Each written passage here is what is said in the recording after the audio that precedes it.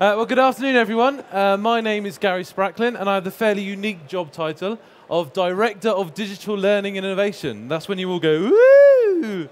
But really, it just means the same job as many of you have, I'm sure, in that my role is to embed the use of digital technology to support learning. I work at the Isle of Portland Aldridge Community Academy. There's a bit of background on the academy. We opened in September 2012. Before opening, we were 5 schools across 5 different sites, 4 primary-based, 1 secondary-based. We're now an all-through academy, taking children from 3 right through to 19, and we're moving into new sites. We offer a stage, not age approach to education, so we don't believe that children should be grouped by the Septembers that they're born between. We work upon the current stage that they're working with, so if you're in year 3, you may be working with a year 1 child or a year 5 child, and we find that delivers the best way of learning. We have a schools within schools model, and we offer a rich digital ethos. Professor Stephen Heppel, who many of you would have seen on the big data stand, is our patron, and his grandchildren come along to our academy. And today I just want to share with you a kind of journey that we've gone on, because we've done some great things. We opened a new site in September this year, which back in August looked like this, which now looks a bit like this. We operate super classes, so we have 90 children in the class space with 3 teachers, 1 teacher leading the lesson, 1 teacher supporting, and 1 teacher stretching the gifted and talented. We do shoeless learning, so if you're a shoeless learning teacher, you have an eclectic range of brightly coloured socks that you like to wear, which the children get very excited about when you do that. We do shoeless because we believe it provides a safe and comfortable environment, just like being at home, and our learning environments are fun and exciting to be in. This is one of our sites, but unfortunately, our main site, where we want to move to, has been struck by the dreaded planning decisions, and we are currently going through that autocratic process of trying to get something we want for our learners. And this has led to great frustration and children holding up sad placards and being in the local paper, etc. But you know what? Just because we're stuck in old buildings doesn't mean we need to be stuck with old ways of learning. And back in May, I did a review of our digital technology and how currently digital technology is impacting learning where I work. And it was pretty shocking, really. We were suffering. We were suffering through insufficient investment, and where purchases had been made, they hadn't been purchased with the idea of how they would link with learning. In our secondary campus, iPads had been given out, but there had been no thought about how they could impact learning. And I was there just thinking about these things, and I knew that we had to integrate something. We had to do something different. We had to make a step out to positively make a difference on learning. And like any good school, we explored different things.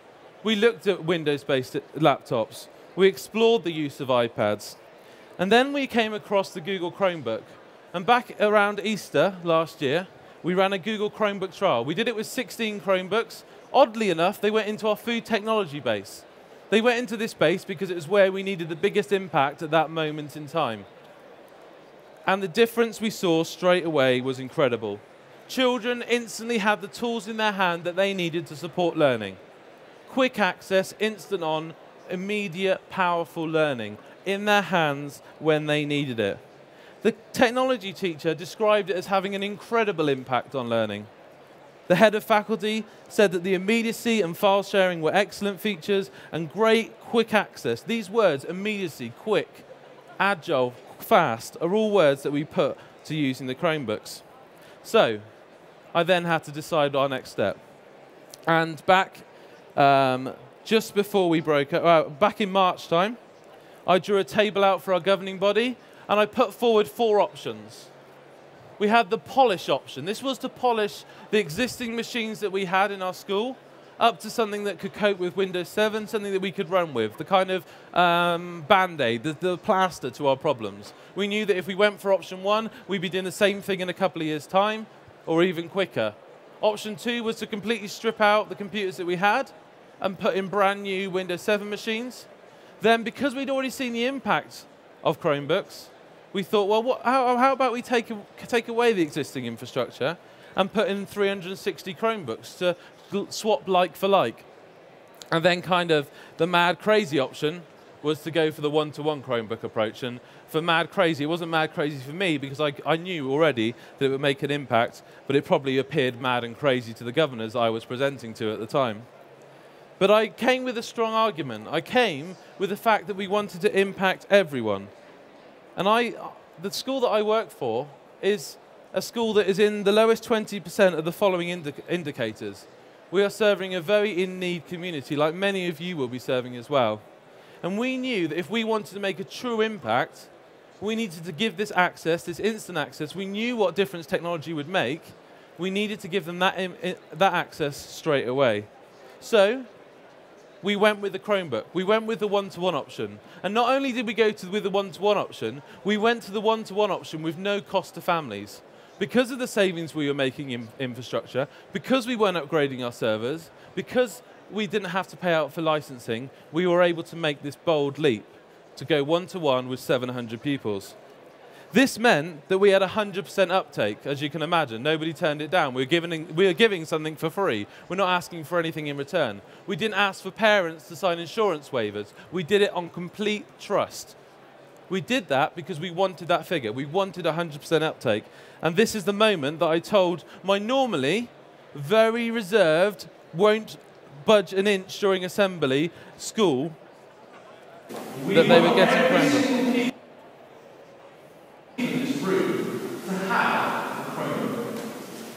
So, when you go to lessons, you've got something in your back. You've got something that you can use to support your learning. It's one of these. A full-size laptop that you can use.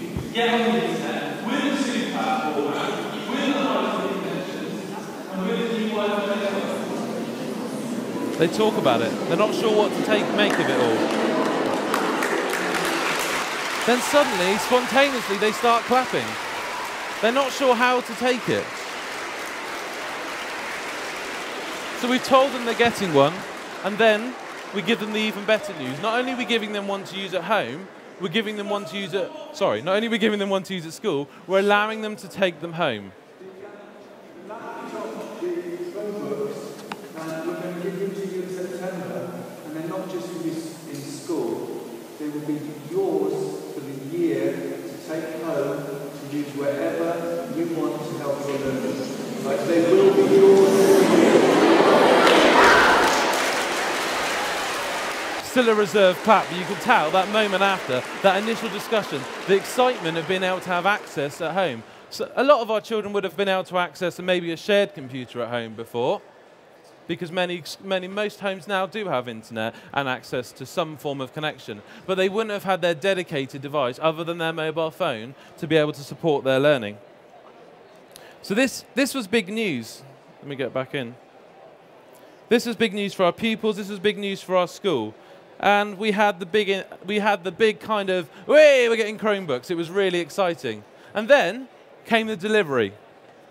There's one thing talking about getting 800 Chromebooks. There's another thing them being delivered on one day, all into the head teacher's office, and the head teacher's desk completely disappearing under a sea of Chromebooks. And this was the breathtaking moment, and that's how I described it. A lot of these links are coming from Twitter now, as they happen. The 800 Chromebooks arrived. And here's the gentleman, he's actually standing in the back here, Jordan, who was responsible for unpacking 800 Chromebooks and asset tagging them up and putting security settings on. But you know what? Other than that, the process of getting Chromebooks onto our domain, our Google Apps domain, was so simple and so fast that it meant that we could get them out the door very quickly. When we came back in September, I confirmed to the students that the Chromebooks were here and that we were going to launch them. We gave the students 10 top tips to use when they're using their Chromebooks. Remember, it's yours. Bring it every day. Look after it. It says in brackets after it, you won't be getting another one. Charge it every night. Be productive with it. Use it responsibly. Use it for your learning. Always know where it is. Keep looking after it. And remember, we can take it away. And thankfully, we haven't taken any away. Then came the exciting day where we started giving them out. And we had great queues and great excitement as people picked them up. But the one word that I want everyone to take away today was the immediacy of the impact that we saw. because straight away we started seeing great purposeful learning happening all around our building using and integrating technology. There was instant access. A Chromebook, you turn the button on and you're there. 7 seconds. That was unheard of before. Instantly, now you walk into classrooms, more flipped learning's happening. People are building sites, people are sharing collaboratively. Different groups within the school are working alongside each other. Schools are connecting not just with elements of our own school and our wider academy family, they're connecting with people all around the world and bringing that learning into our little island in Dorset. And it's fabulous to see. Here's some of the comments from the students on Twitter. They're so good. The fact that we got them for free is just as good. We saw instant sharing. This is our collaboration report from Google Docs. You'll see the moment the Chromebooks came. There's just a huge spike. This is kind of Christmas time when everyone was eating chocolate. But, you know, there was that instant collaboration. Everyone wanted to get on there, not just for themselves. This wasn't about being an iDevice. This wasn't just about me. This was about other people. And I always believe that best learning happens when you're collaborating. That instant, that excellent collaboration. And home learning. Home learning goes without doubt as being coupled in with giving students a device that they can access from home. Apparently, Chromebooks are now swaggy. And then there's a comment underneath here. Chromebooks actually make homework fun. Comments from parents talking about their children doing homework at home on their Chromebook. This was complete instant impact. We've only been doing it since September. These tweets are September the 18th. We're only in January now. And we saw the impact immediately after we gave them out. For us, home learning was made even better by using a product called Securely. Securely, who are here today on one of the stands, provide web-based filtering that's linked in with Google Apps. So our children have the same, or different, depending on how we set it, filtering on their Chromebooks at home, at school, down the grandparents' house, at the internet cafe. It's a really unique and special product, and I encourage you to check them out. So, moving forward, how are we intending to sustain the impact? Well, we've given provision to every member of staff, whether you're a teaching member of staff, whether you're an admin member of staff, whether you're a support member of staff. We wanted our whole culture of our school to be built around one that is collaborative and equal. So everyone's got access to devices, everyone has got a Google Apps account. Then we start seeing teachers saying, whoop, whoop, I'm using my Chromebook at home. We run a program called Engage, Innovate and Inspire, which is optional CPD on a Tuesday night. And you'll see many Google things featuring in this. Google Drive drop-in sessions, Gmail, hints, tips and tricks. These are things that people don't have to come to, but have the option to come to. And they're not all led by me, they're led with teachers that are using them every day in class to make that impact. We're thinking about the whole community, the whole organization leading to impact. We have a group of digital leaders. I'm sure many of you have got digital leaders. I've got 140 digital leaders that communicate through Edmodo. My youngest digital leader is 3. My oldest one is 16. And they work together to promote the work that we're doing, to develop that shared vision. That shared vision is not just existing between staff, it's existing between pupils too. And this is a Year 7's parents' evening where the digital leaders were running a drop-in session of question and answers. We have dedicated ICT support. They continue to help and support and complete the program. But you know what? Above everything else, the thing that is going to sustain impact is a continuous focus on learning. And I think Chromebooks support that better than any other device. Instant access, instant on. As we move forward, as we focus on that learning, we've been exploring loads of different apps out there. We took Bloom's Taxonomy, which many of you will be familiar with, and we gave sort of different web apps that are available. And these are constantly evolving, constantly changing. So whether you're creating using video, whether you're applying using demonstrating on a Google Hangout, you know, we got some great opportunities being an all-through academy of some of our older students hanging out with some of our younger students and showing them how they do different concepts. Whether you're researching using Google, whether you're moderating a Google group, whether you're storytelling using ZooBurst, it doesn't matter what website there is, there's something out there for you. We've used Tinkercad for computer-aided design.